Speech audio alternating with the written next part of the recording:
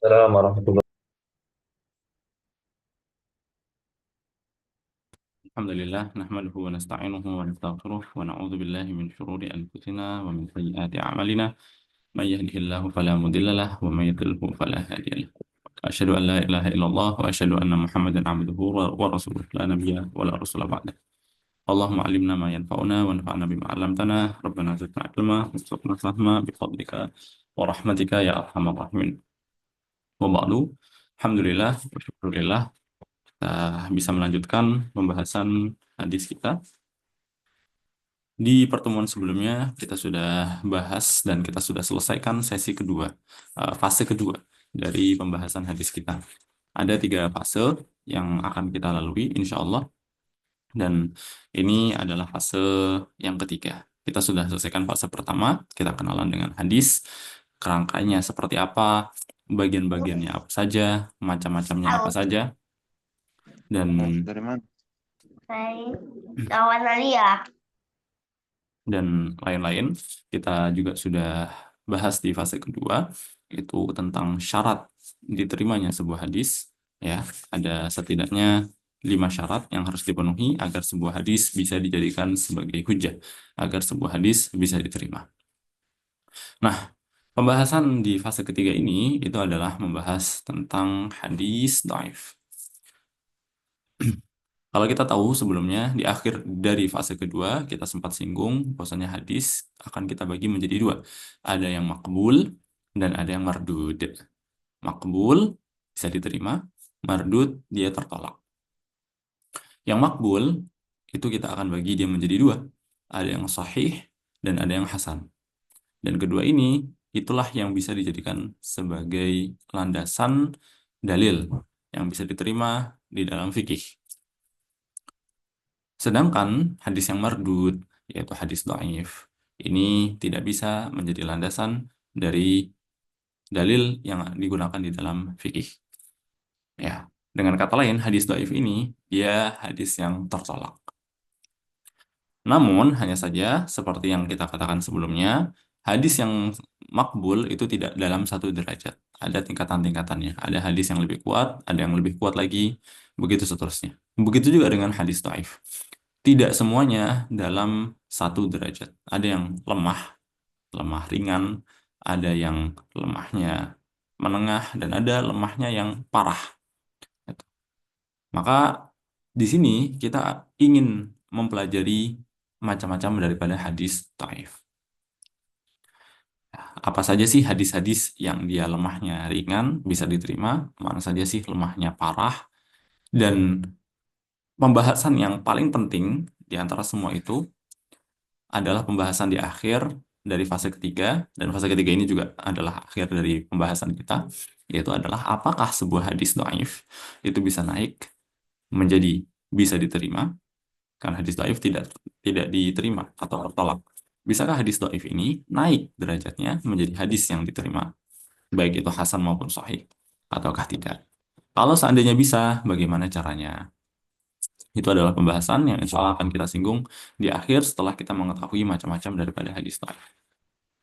Kita katakan sebelumnya bahwasanya sebuah hadis itu setidaknya ada 5 syarat. Syarat diterimanya hadis ada 5. Syarat diterima hadis ada 5.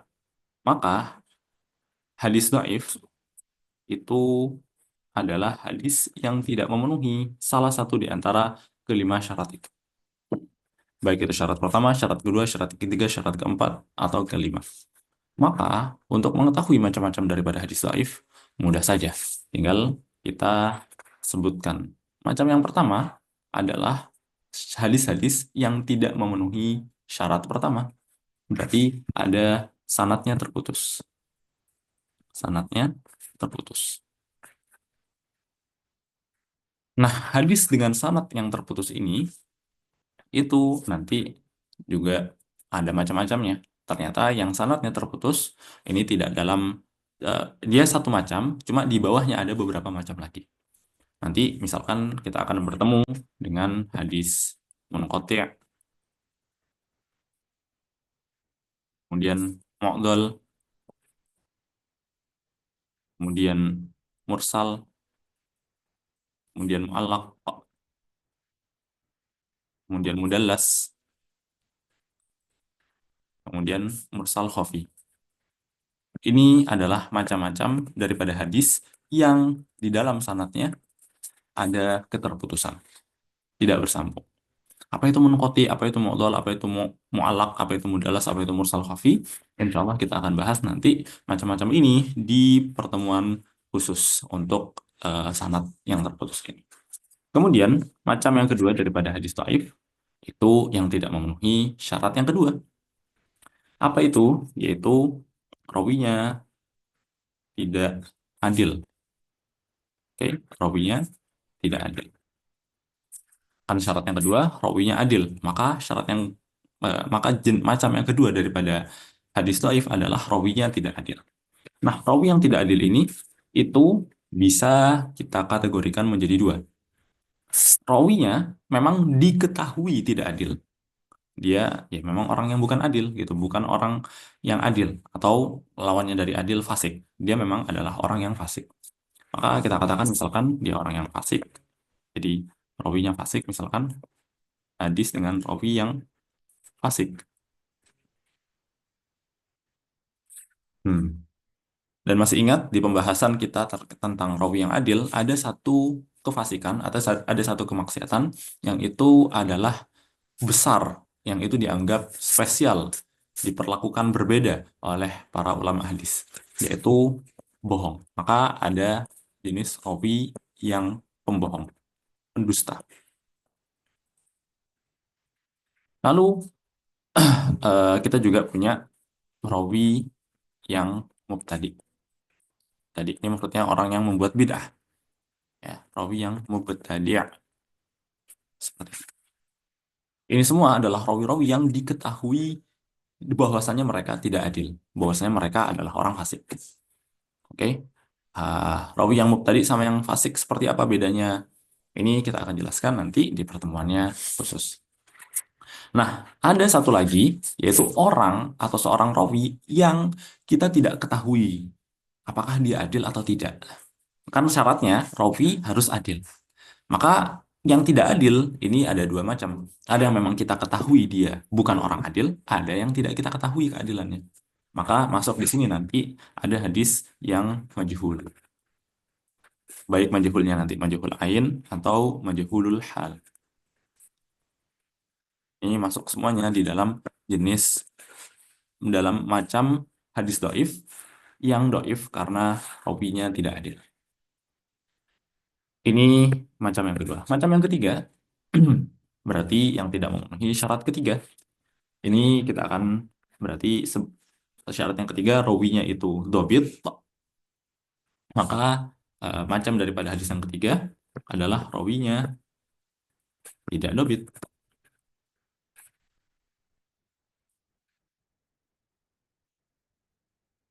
Nah, orang yang rawinya tidak dobit ini, pembahasan di dalam rawi yang tidak dobit ini itu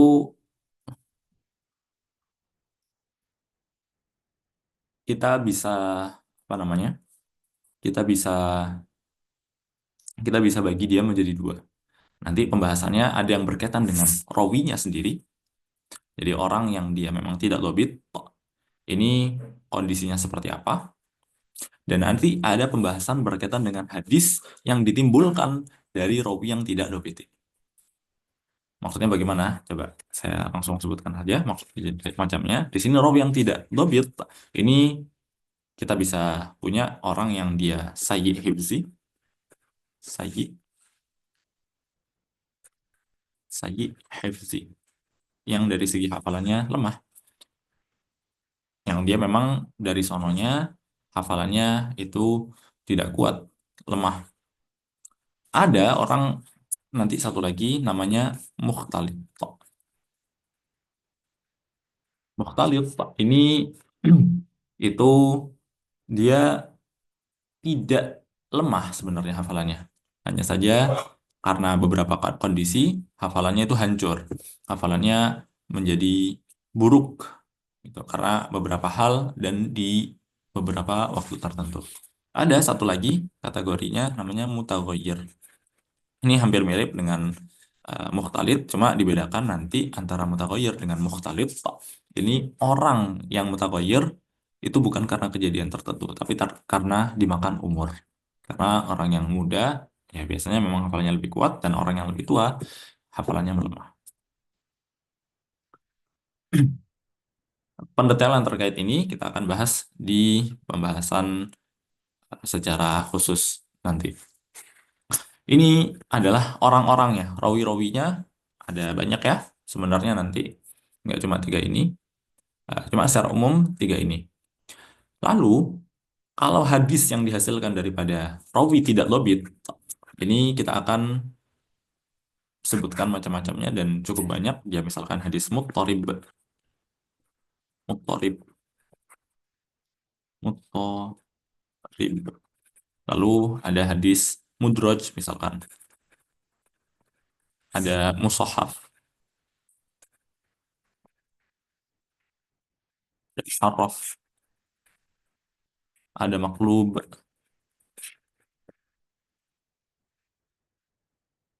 dan ada yang tidak kalah penting yaitu riwayat bil makna.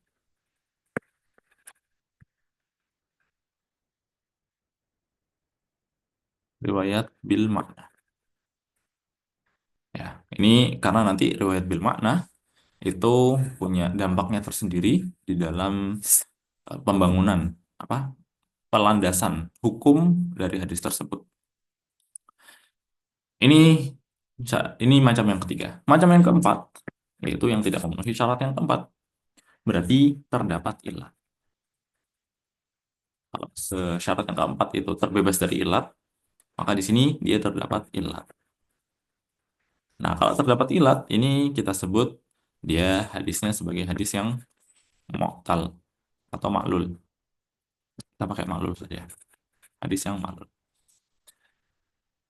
Nah, hadis yang maklul ini itu dia seperti yang kita sebutkan sebelumnya, ilah itu perbedaan atau nggak mesti perbedaan, bisa apapun yang menyebabkan sebuah hadis menjadi dhaif.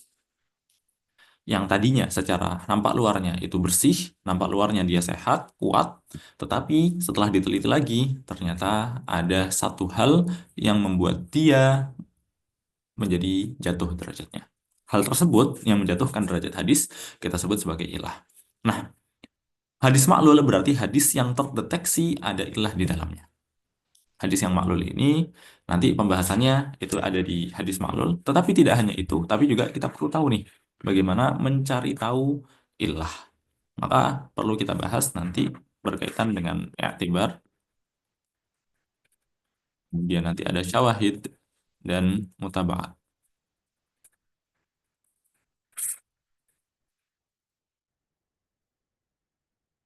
Begitu juga kalau misalkan ada perbedaan di dalam hadis, bagaimana kita menyikapinya. Ini yang kita bahas pada saat membahas terkait ilah.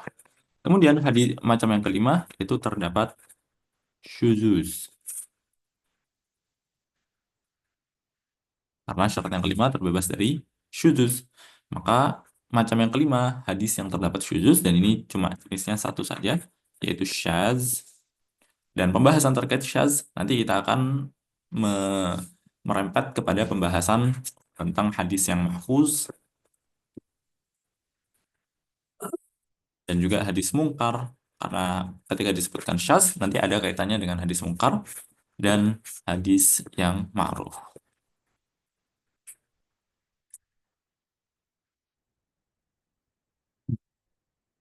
Ini yang merupakan macam kelima dari hadis dhaif.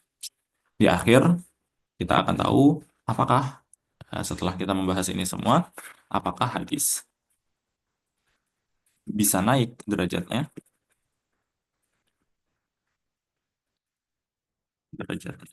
Ini pertanyaan pertama, apakah bisa naik derajatnya? Kalau bisa, dan memang bisa, bagaimana? Dengan apa? Bagaimana sebuah hadis bisa naik derajatnya? Dan pembahasan rincian terkait ini, insya Allah kita akan bahas di pertemuan-pertemuan secara rinci dan pembahasannya insya Allah kita akan berikan contoh-contohnya, berikan eh, apa konsep yang mudah di kalau kita bahas lebih rinci nanti pasti membahas tentang perbedaan di antara para ulama. Kita coba untuk kesimpulan akhirnya tanpa menyinggung perbedaan tadi, kita berikan contoh yang bisa dipahami, memudahkan. Itu insya Allah di pertemuan selanjutnya. eh, Pertemuan ini sampai di sini kita cukupkan dengan istighfar dan doa kafaratul majelis. Astagfirullahaladzim, astagfirullahaladzim. Subhanakallahumma asyhadu an la ilaha illa anta astaghfiruka wa atubu ilaik. Barakallahu fikum. Assalamualaikum warahmatullahi wabarakatuh.